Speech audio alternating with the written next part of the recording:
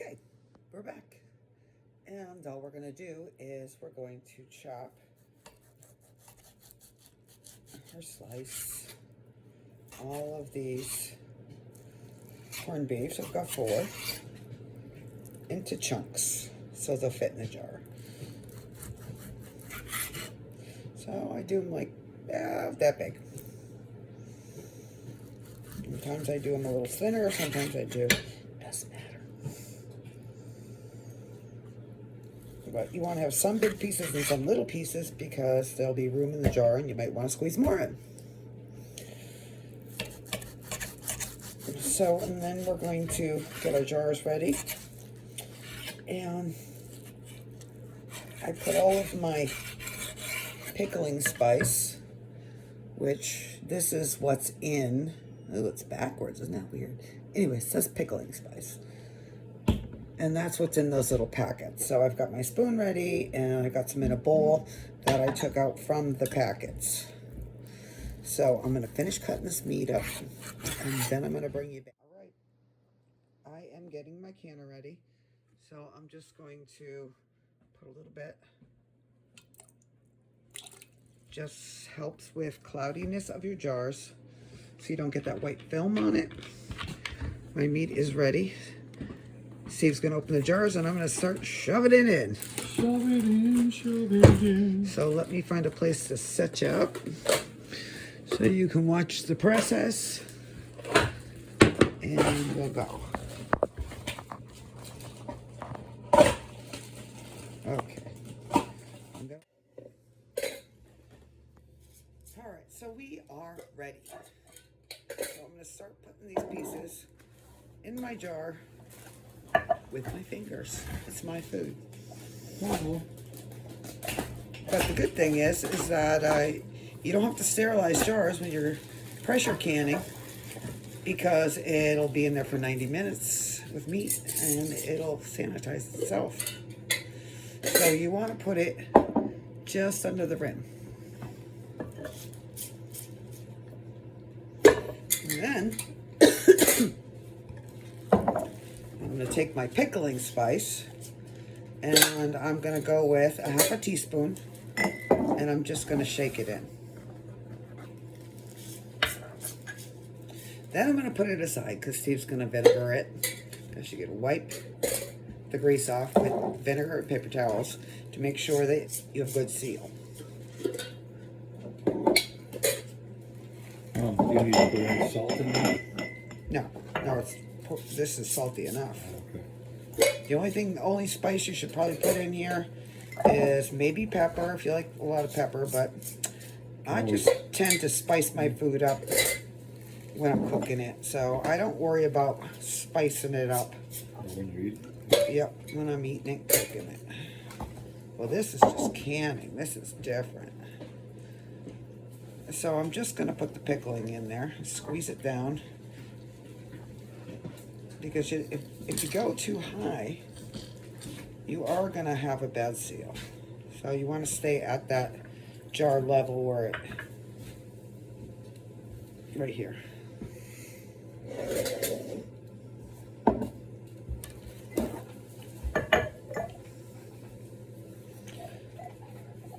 So I've already done some cabbage. I actually have one more in the fridge that I could do.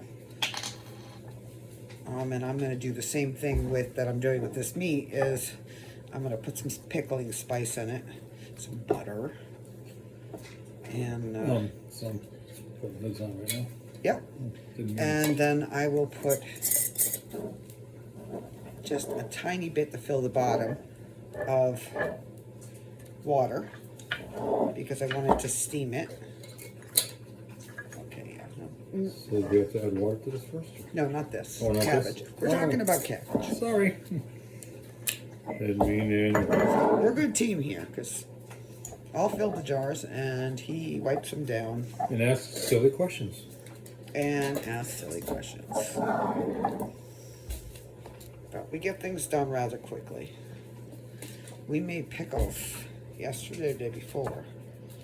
And one didn't seal, so we tried it. They're already done. They're so good. I was like, I didn't even know it was that easy to make pickles, but they sell this pickling pickle. Hang on, we'll get it for you and show you. This is Doopy Doop. Kosher dill pickle by Mrs. Wages, and it's like $3. That was, yeah, like Three and some change. $4. And all you do is this and water, boil it, and then slice your cucumbers and put them in a jar and dump the water stuff over it with that in it. Wowee! Nice flavor. Then you have to boil it. You have to cook it. Yep, you gotta can it. But it only took like 10 minutes to can it because you're only water bathing it. So when you're water bathing, you're gonna put your jars underwater. But for pressure canning, you don't do that. You just put, it should just come up to here, depending how many levels you got, because I got a canner that can hold 2 levels of pints. So I can double stack.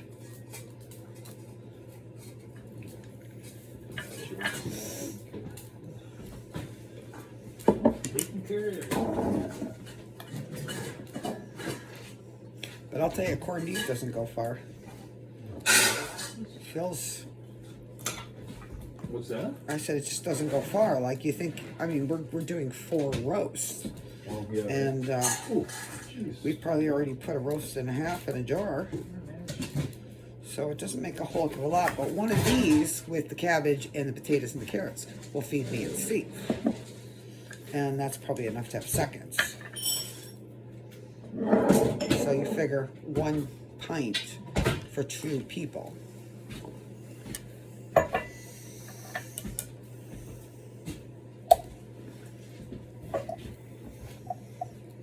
Our dogs are like little vultures going around waiting for a little snack.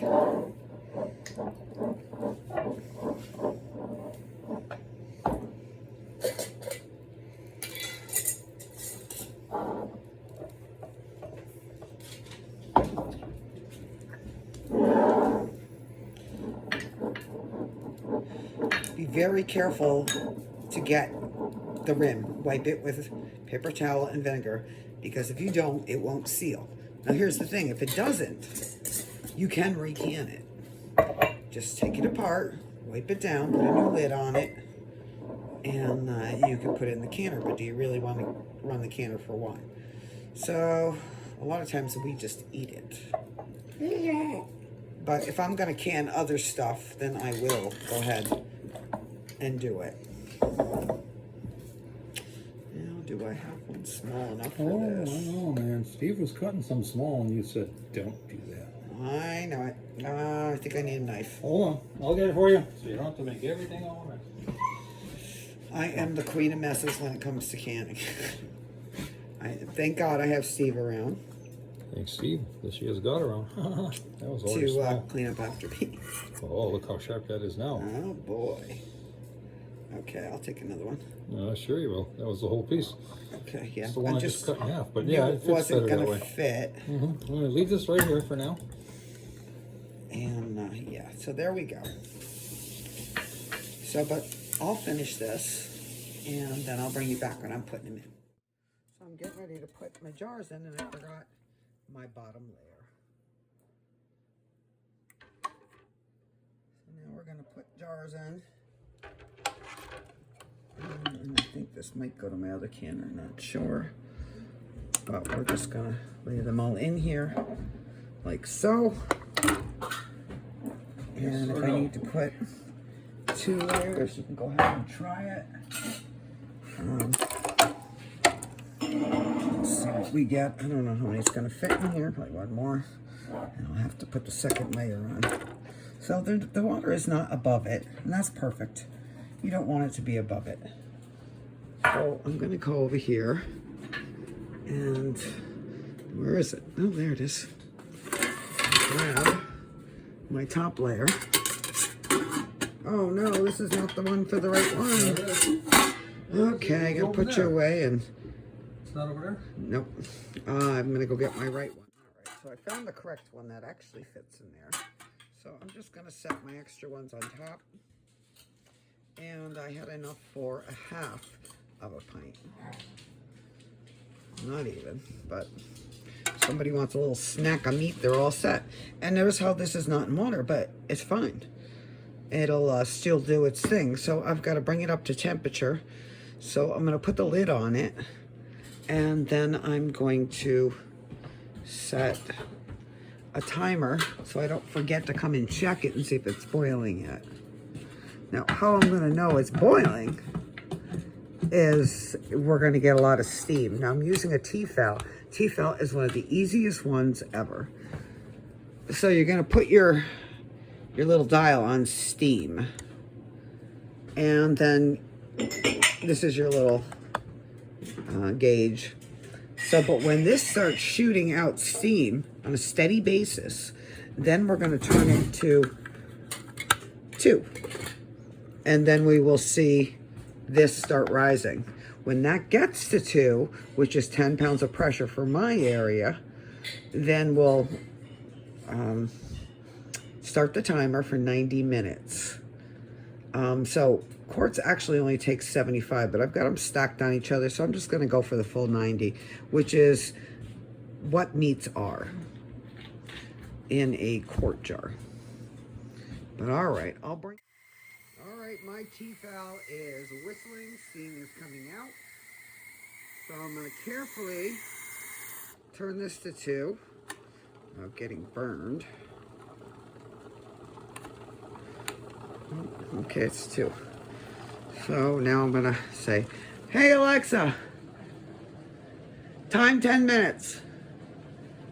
10 minutes, starting now. And there we go. Should take about 10 minutes. It's boiling pretty good to get up there. And then I'll time 90 minutes. So I'll bring you back when it's up there just to show you. But right now it's at 0. Okay. All right, my Tefal is whistling. Steam is coming out. So I'm going to carefully turn this to 2. Without getting burned. Okay, it's 2. So now I'm gonna say, hey Alexa, time 10 minutes. 10 minutes, starting now. And there we go. Should take about 10 minutes. It's boiling pretty good to get up there. And then I'll time 90 minutes. So I'll bring you back when it's up there just to show you. But right now it's at 0. Okay. All right, guys, bringing you back. We're at 2. So Alexa's going to time 90 minutes, and then I'll bring you back when it's done. Alexa, time 90 minutes, canner. 1 hour and 30 minutes. Hello, and we're back. And we are done. So what we're going to do is we're going to obviously turn off the heat. Then I'm going to move this off the burner and let it gradually cool down. So now what I'm going to do is, so let me point this out. You could turn this and vent it, but you don't want to do that because what's going to happen is it's going to create a volcano in there. And your sealed jars are not going to be sealed. They're all going to ooze out. Trust me, I've tried this. And it creates a big mess in there. And you don't want that. So we're gradually going to let that thing come down. And I'll bring you back when we're actually going to get them out of there. And let them sit down and see how they look. Hi guys, Victoria Pepper here. Our stuff is ready, so let's look. How come I can't turn you around? I just don't know what's going on. It doesn't let me. All right, let's look. We're looking at our jars, and